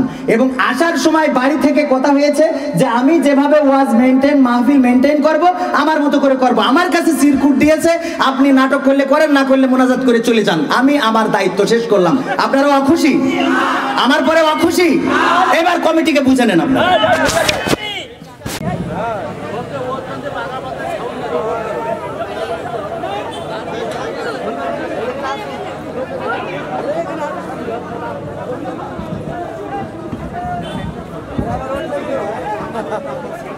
সালাম আলাইকুম। সম্মানিত ভাইরা, আল্লাহ ইজ্জতের মালিক। মানুষকে ইজ্জত দেওয়াকে আল্লাহ পছন্দ করে। একজন মেহমানকে আমরা দাওয়াত দিয়েছি, ওনাকে আমরা একটা দায়িত্ব দিয়েছি।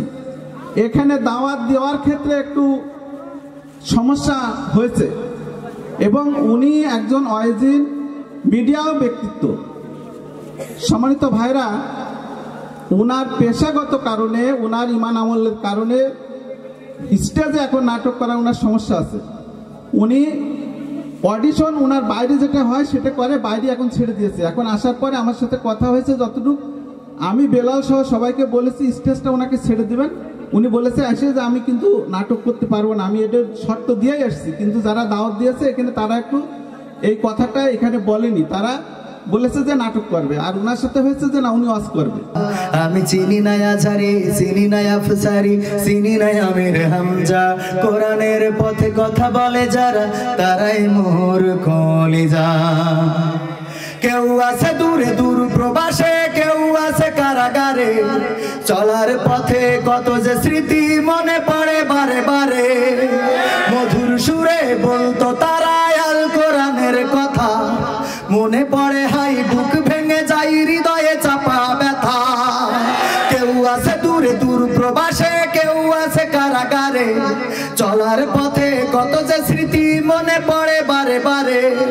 মধুর সুরে বলতো তারা আল কোরআনের কথা, মনে পড়ে হাই বুক ভেঙে যাই, হৃদয়ে চাপা ব্যথা। কবে যে আবার আসবে ফিরে বিজয়ী বীরের বেশে। লাখো কোটি প্রাণ পথ চেয়ে আছে কোরআন ভালোবেসে, কোরআন ভালোবেসে। আমি চিনি না আছারি, চিনি না আনসারি, চিনি না আমির হামজা। কোরআনের পথে কথা বলে যারা, তারাই মোর কলিজা। কত যে মুমিন যাই নামাজে, অশ্রু ঝরাই রাতে। লাখো লাখো প্রাণ দুয়া করে যাই নামাজে মোনাজাতে। কেঁদে বলে হাই ও গো দয়াময়, শোনো ক্রন্দন ধ্বনি। দাও ফিরিয়ে যাদের মুখে কোরআনের বাণী শুনি। কত যে মুমিন দোয়া করে যাই, কত যে মুমিন যাই নামাজে, অশ্রু ঝরাই রাতে। লাখো লাখো প্রাণ দুয়া করে যাই নামাজে মোনাজাতে। কেঁদে বলে হাই ও গো দয়াময়, শোনো ক্রন্দন ধ্বনি। দাও ফিরিয়ে যাদের মুখে কোরআনের বাণী শুনি। তোমার কথা বলতে গিয়ে মাজলুম আজ যারা, রক্তের ভাই তার চেয়ে বড় মোদের কলিজায় ওরা, মোদের কলিজায় ওরা। আমি চিনি না আছারি, চিনি না আনসারি, চিনি না আমির হামজা। কোরআনের পথে কথা বলে যারা, তারাই মোর কলিজা। আমি চিনি না সিদ্দিকি, চিনি না রাফিকি, চিনি না আমির হামজা। কোরআনের পথে কথা বলে যারা, তারাই মোর কলিজা। বলো কেমন করে ভুলবো তাদের, যদিও বলো ভুলে যা। বলো কেমন করে ভুলি গো তাদের, যদিও বলো ভুলে যা। আমি চিনি না সাইদি, চিনি না সাইফি, চিনি না আমির হামজা। কোরআনের পথে কথা বলে যারা, ওরাই মোর কলিজা। ঠিক না? কোরআনের পক্ষে যারা, তাদের পক্ষে আমরা। এই সিদ্ধান্তে কি কারোর দ্বিমত আছে? কোরআনের সাথে যারা করবে দ্বন্দ্ব, তাদের সাথে কবু হবে না আপোষ। কোরআনের সাথে যারা করবে দ্বন্দ্ব, তাদের সাথে কবু হবে না আপোষ। কোরআনের সাথে যারা করবে দ্বন্দ্ব, তাদের সাথে কবু হবে না আপোষ। জেল জুলুম হলেও হবে, জেল জুলুম হলেও হবে, বিবেকের কাছে তো রব নির্দোষ। আমার রবের কাছে রব নির্দোষ, মহান প্রভুর কাছে রব নির্দোষ। কোরআনের সাথে যারা করবে দ্বন্দ্ব, তাদের সাথে কবু হবে না আপোষ।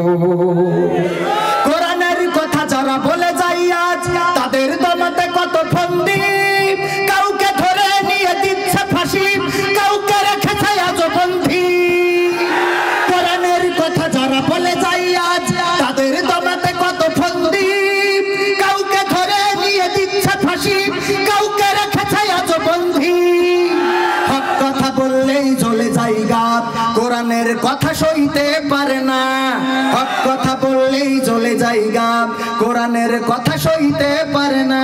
জানি না তাদের আমাদের পরে কেন এত আক্রোশ। জেল জুলুম হলেও হবে, জেল জুলুম হলেও হবে, বিবেকের কাছে তবু রব নির্দোষ। আমার রবের কাছে রব নির্দোষ, মহান প্রভুর কাছে রব নির্দোষ। কোরআনের সাথে যারা করবে দ্বন্দ্ব, তাদের সাথে কবু হবে না আপোষ। কোরআনের কথায় আজ বলতে গেলে আসছে বাধা কত ভাবে। কোরআন প্রেমিকেরা হাতে রেখে হাত সামনে এগিয়ে যাবে। দিনের কথায় আজ বলতে গেলে আসছে বাধা কত ভাবে।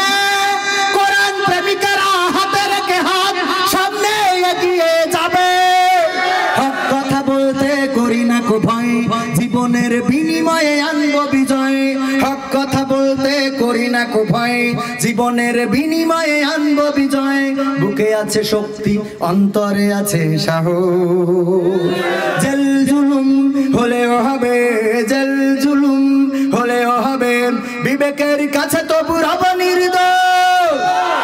আমার রবের কাছে রব নির্দোষ, মহান প্রভুর কাছে রব নির্দোষ।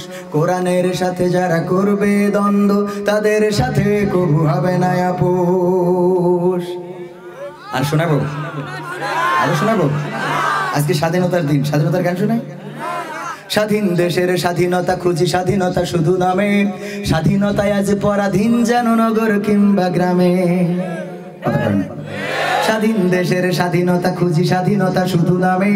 স্বাধীনতায় আজ পরাধীন যেন নগর কিংবা গ্রামে।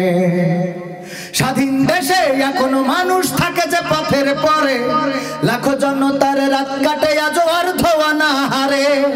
স্বাধীন দেশে এখনো মানুষ থাকে যে পথের পরে, লাখো জনতার রাত কাটে আজ অর্ধ অনাহারে।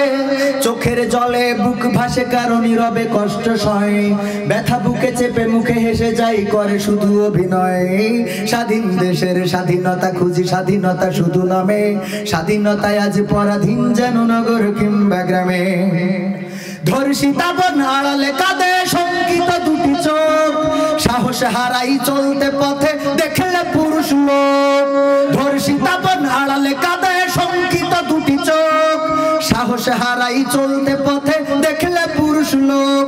পাশবিক চাপে অকালেই কেউ হারিয়েছে কারো প্রাণ, কেউ বেঁচে তবু মানব সমাজে সয়ে যায় অপমান। স্বাধীন দেশের স্বাধীনতা খুঁজি, স্বাধীনতা শুধু নামে। স্বাধীনতায় আজ পরাধীন যেন নগর কিংবা গ্রামে। সাংবাদিকে কলমের খোঁচাই করছে ঘাতকতা, দুর্নীতি দেখে ক্যামেরাও চুপ বধির নীরবতা। সাংবাদিকে কলমের খোঁচাই করছে ঘাতকতা, দুর্নীতি দেখে ক্যামেরাও চুপ বধির নীরবতা। অর্ধশত চ্যানেলে আজি দেখাইয়া বলতা বল, দাদার দেশের চ্যানেল গুলো এ ফাঁকে দিচ্ছে গোল। ঠিক না? স্বাধীন দেশের স্বাধীনতা খুঁজি, স্বাধীনতা শুধু নামে, স্বাধীনতায় আজ পরাধীন যেন নগর কিংবা গ্রামে। নেতাগুলো আজ ফাঁকা পুলিতে ধরে আছে ময়দান, গায়ে লাগে না বললে কথা, রাখে না কথার মান। নেতাগুলো আজ ফাঁকা পুলিতে ধরে আছে ময়দান, গায়ে লাগে না বললে কথা, রাখে না কথার মান। নির্বাচন এলে জনদরদি পার পেলে খোঁজ নাই, আখের গোছাতে ব্যস্ত থাকে 5টি বছর তাই। স্বাধীন দেশের স্বাধীনতা খুঁজি, স্বাধীনতা শুধু নামে, স্বাধীনতায় আজ পরাধীন যেন নগর কিংবা গ্রামে।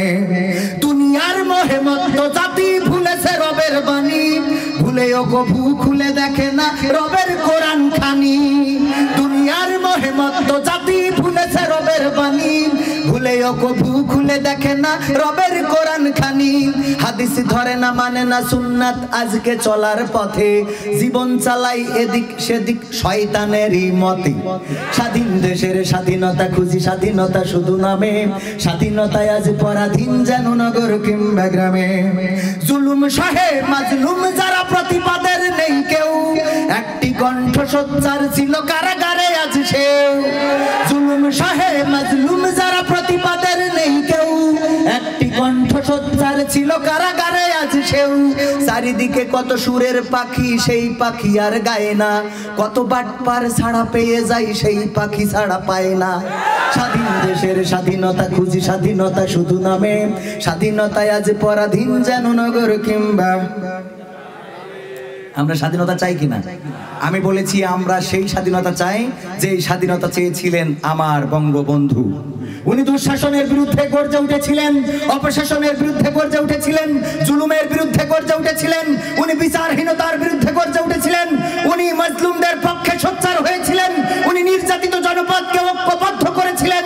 আজকে যদি স্বাধীনতার 50-51 বছর পরেও মাজলুম পাওয়া যায়, জুলুম পাওয়া যায়, বিচারহীন অবস্থায় আমার দেশের মানুষ রাত কাটায়, যদি ক্ষুধার্ত আধা ক্ষুধার্ত থেকে আমার মানুষের রাত কাটে, যদি বস্ত্রহীন অবস্থায় কেউ রেল স্টেশনে শুয়ে থাকে, তাহলে আমি বলবো স্বাধীনতার সেই পূর্ণতা আসে নাই যেই পূর্ণতা বঙ্গবন্ধু চেয়েছিলেন। বলেন ঠিক কিনা? সেই স্বাধীনতার পূর্ণতা যদি আনতে হয়, বাংলার জমিনে কোরআন কায়েমের কোনো বিকল্প নাই। এই সমাজে যদি কোরআন কায়েম হয়ে যায়, যদি কোরআনের রাজ চলে, যদি কোরআনের আইন দিয়ে দেশ চলে, তাহলে আমার দেশের ক্ষুধিত থাকবে না, বিচারহীন থাকবে না, জুলুম থাকবে না, জালিম থাকবে না, একটি সুখী সমৃদ্ধশালী বঙ্গবন্ধুর চাওয়ার সোনার বাংলাদেশ হবে। বলেন ঠিক কিনা? সেই বাংলাদেশ আপনারা চান কিনা? সেই বাংলাদেশ যদি চান, তাহলে আমার চাওয়ার সাথে আপনাদের একমত থাকতে হবে। আমি চাই বাংলাদেশে কাঁদবে না আর কেউ তো দুঃখে, আমি চাই প্রতিটা মানুষ মিলে মিশে থাকবে সুখে। আমি চাই বাংলাদেশে কাঁদবে না আর কেউ তো দুঃখে, আমি চাই প্রতিটা মানুষ মিলে মিশে থাকবে সুখে। আমি চাই ভিক্ষুক হয়ে ঘুরবে না কেউ কারো দ্বারে, আমি চাই কাটবে না রাত কখনো কারো অনাহারে। আমি চাই ভিক্ষুক হয়ে ঘুরবে না কেউ কারো দ্বারে, আমি চাই কাটবে না রাত কখনো কারো অনাহারে। আমি চাই মাজলুমেরা ফেলবে না আর চোখের পানি, আমি চাই কোটের দ্বারে কাঁদবে না বিচারের বাণী। আমি চাই মাজলুমেরা ফেলবে না আর চোখের পানি, আমি চাই কোটের দ্বারে কাঁদবে না বিচারের বাণী। আমি চাই বাংলাদেশে কাঁদবে না আর কেউ তো দুঃখে, আমি চাই প্রতিটা মানুষ মিলে মিশে থাকবে সুখে। আমি চাই ধর্ষিতা বোন কাঁদবে না আর অন্ধকারে, আমি চাই সন্ত্রাসীরা ভালো হবে তওবা করে। আমি চাই ধর্ষিতা বোন কাঁদবে না আর অন্ধকারে, আমি চাই সন্ত্রাসীরা ভালো হবে তওবা করে। আমি চাই অধিকার নিয়ে খেলবে না কেউ চিনি মিনি, আমি চাই বুঝবে সবাই থাকবে না কেউ চিরদিন। থাকবে কেউ? আমি চাই অধিকার নিয়ে খেলবে না কেউ চিনি মিনি, আমি চাই বুঝবে সবাই থাকবে না কেউ চিরদিনই। আমি চাই বাংলাদেশে কাঁদবে না আর কেউ তো দুঃখে, আমি চাই প্রতিটা মানুষ মিলে মিশে থাকবে সুখে। আমি চাই সাংবাদিকে সত্য কথা লিখুক সবে, আমি চাই চ্যানেলগুলো সত্য প্রচার করুক ভাবে। আমি চাই সাংবাদিকে সত্য কথা লিখুক সবে, আমি চাই চ্যানেলগুলো সত্য প্রচার করুক ভাবে। আমি চাই দাদার দেশের চ্যানেলগুলো বন্ধ হবে, আমি চাই ইসলামী টিভি চ্যানেল খোলা রবে। আমার মা বোনেরা কিন্তু রাগ করবে, দাদার দেশের চ্যানেল এক জায়গায় ভোটে দাঁড়াইছে, এই আমি আসলে ওয়াজ না করলে আমি জুত পাইনি। ভোটে দাঁড়াইছে দুইজন মানে প্রার্থী, একজন ডিশের ব্যবসা করে। কে ব্যবসা করে? ডিশের ব্যবসা। বলেছে যে যদি আমি পাশ করি তাইলে আমি 3 মাসের ডিশ বিল নেব না। এখন পুরুষেরা জোট করেছে যে ওর ফেল করাতেই হবে, আর মহিলারা জোট করেছে যে ওর পাশ করাতেই হবে। এই জোট করি হাড্ডাহাড্ডি লড়াই চলিছে, ভোটও হয়েছে। 4টের সময় ভোট গণনার পরে পুরুষেরা বিজয় মিছিল দেওয়ার জন্য রেডি, যে মহিলারা পারবে না, কারণ আমাদের পুরুষদের শক্তি বেশি। আর মা বোনেরা চিন্তা করছে আমরা যে কি হবে না কি হবে না। পরে দেখা গেছে মা বোনেরা জিতে গেছে। কেন জিতে গেছে? পুরুষ আর মহিলা সমান তালে ভোট দিয়েছে, এটা ঠিক, কিন্তু আমাদের কিছু পুরুষ আবার ওই যে বিদেশে যেয়ে মরিছে, ওগের বউগের ভোটটা কভার হয়নি। ওগের বউগের ভোট কিরা পূরণ করবে? ভোট ফেয়ার হলে তো রাত্রি এসে দেওয়ার সুযোগ নেই, মরা মানুষও তো দিতে পারবে না, আর বিদেশতে দেবে কি করে, তাই না? আমি চাই বাংলাদেশে কাঁদবে না আর কেউ তো দুঃখে, আমি চাই প্রতিটা মানুষ মিলে মিশে থাকবে সুখে, আমি চাই সাংবাদিকে সত্য কথা লিখুক সবে, আমি চাই চ্যানেলগুলো সত্য প্রচার করুক ভাবে, আমি চাই দাদার দেশের চ্যানেল যত বন্ধ হবে, আমি চাই ইসলামী টিভি চ্যানেল খোলা রবে, আমি চাই বাংলাদেশে কাঁদবে না আর কেউ তো দুঃখে, আমি চাই প্রতিটা মানুষ মিলে মিশে থাকবে সুখে, আমি চাই বন্ধ হবে সুদার ঘুষের লেনা দেনা, আমি চাই যোগ্য যুবক দেশ দশের বোঝা হবে না, আমি চাই বন্ধ হবে সুদার ঘুষের লেনা দেনা, আমি চাই যোগ্য যুবক দেশ দশের বোঝা হবে না, আমি চাই খুন খারাপি হবে না কভু আমার দেশে, আমি চাই গড়বে এ দেশ ভাইয়ে ভাইয়ে ভালোবেসে, আমি চাই বাংলাদেশে কাঁদবে না আর কেউ তো দুঃখে, আমি চাই প্রতিটা মানুষ মিলে মিশে থাকবে সুখে, আমি চাই আলেম যারা থাকবে দেশে মুক্ত তারা, আমি চাই মুফাসসিরের কণ্ঠে কোরআন শুনবে ধরা, আমি চাই আলেম যারা থাকবে দেশে মুক্ত তারা,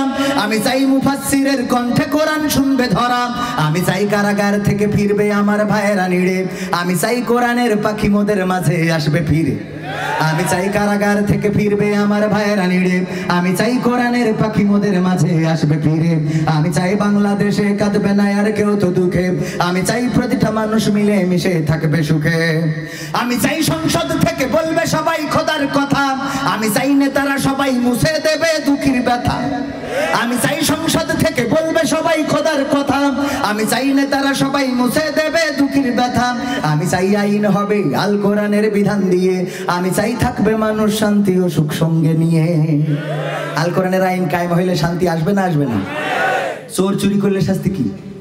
হাত কেটে দাও। এখন যদি বুসা হাত দিয়ে বারবার এরকম করে বলতাম আমি চাই বাংলাদেশ, কি আপনারা বলতেন হুজুর আপনার হাত করে কথা আখের মেশিনে ঢুকে নষ্ট হয়ে গেছে, আপনারা বলতেন শালা চলছিল, কি শালা চলছিল, শালা ছাড়া তো হুজুর বলতেন না। তো এই জন্যে এই হাতের পুষা, আমি বলি এই হাতের পুষা কাটার পরে কেউ যদি নমিনেশনও আনতে যায়, ঢাকায় গেলে কবে নৌকার বইটা পাবা কি করি, বুঝা গেছে? আবার অন্য দলেরও ধানের শীষ ধান কাটতে হবে না, ধানের শীষ আনতে গেলে দেবে কবে কাস্তি ধরবা কি করতে, তো আগে হাতের গোষ্ঠীটা মেরিতেই যাও, কি?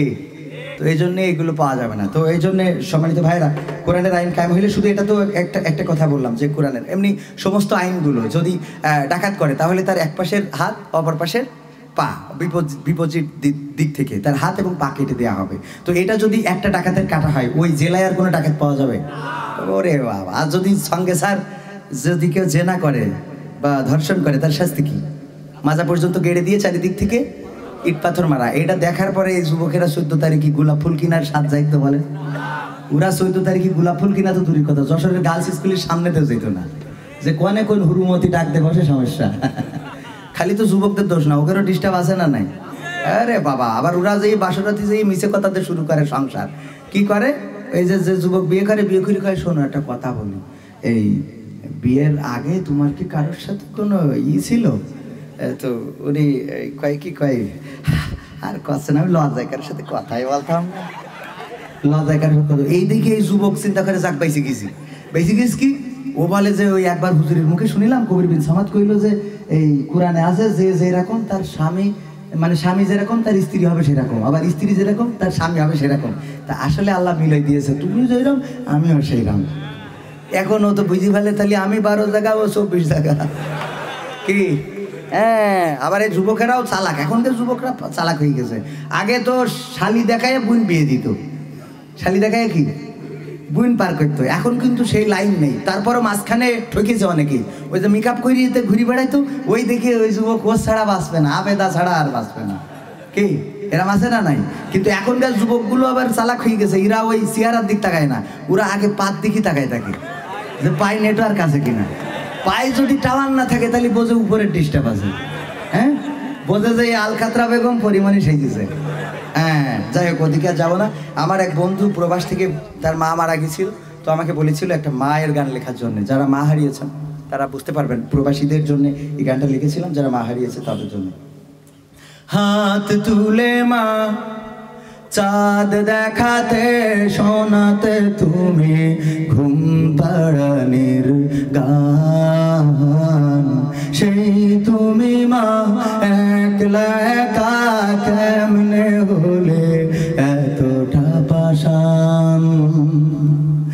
আমি তো কাঁদি দিবানিশি, তুমি তো মাগো পরবাসী। আমি তো কাঁদি দিবানিশি, তুমি তো মাগো পরবাসী। তোমার তরে অন্তর জলে পড়ে আমার প্রাণ।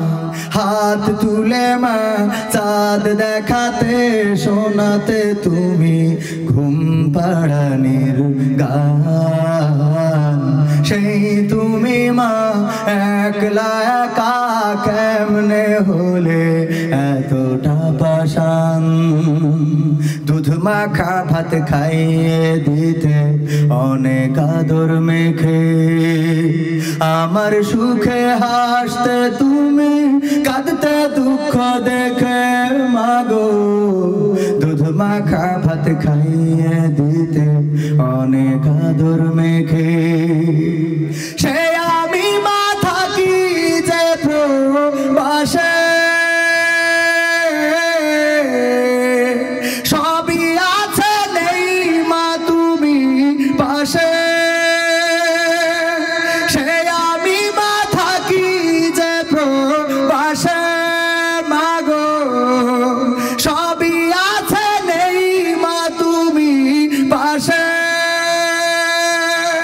তুমি তো মা ঘুমিয়ে আছো ওই যে বাঁশবাগান। হাত তুলে মা চাঁদ দেখাতে শোনাতে তুমি ঘুম পাড়ানির গান, সেই তুমি মা একলা একা কেমনে হলে এতটা পাষাণ।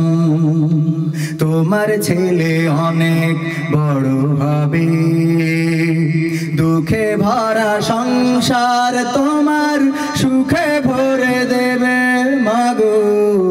তোমার ছেলে অনেক বড় হবে, এই তো আশা ছিল তোমার বুকে, তবে তুমি ঘুমালে সে কোন সুখে। এই তো আশা ছিল তোমার বুকে মাগো, তবে তুমি ঘুমালে সে কোন সুখে। তুমি ছাড়া শূন্য আমার সুখেরই বাগান। হাত তুলে মা চাঁদ দেখাতে শোনাতে তুমি ঘুম পাড়ানির গান, সেই তুমি মা একলা একা কেমনে হলে এতটা পাষাণ।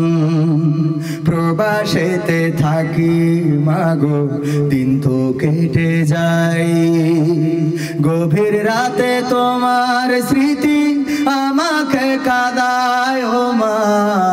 প্রবাসেতে থাকি মাগো দিন তো কেটে যায়, বিদেশ থেকে ফিরলে দেশে মাগো। তোমার আদর স্নেহ নায়ার পাবো, বিদেশ থেকে ফিরলে দেশে মাগো মা।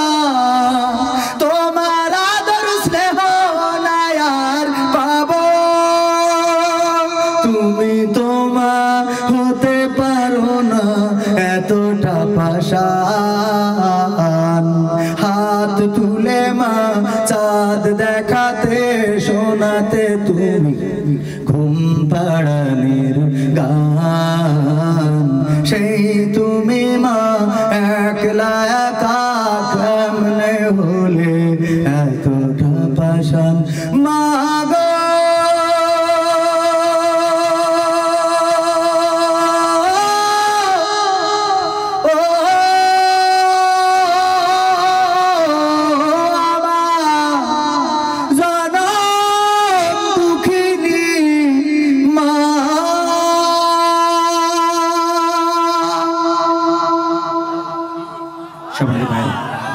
আমি চেষ্টা করেছি যে আপনারা যেন রাগ না করেন। আমি জানি যে আমাদের অডিয়েন্স আমার পরে রাগ করবে না, এই বিশ্বাস আমার ছিল, এবং আমি আপনাদের সামনে কথা বলে আমি আপনাদের আন্তরিকতা দেখেছি, আপনাদের মানে আপনাদের মধ্যে যে আসলে আমরা যদি আপনাদের মধ্যে প্রবেশ করতে না পারতাম তাহলে আমরা কথা বলতে পারতাম না। আমরা জানি শ্রোতারা কি চায়, কিভাবে চায়।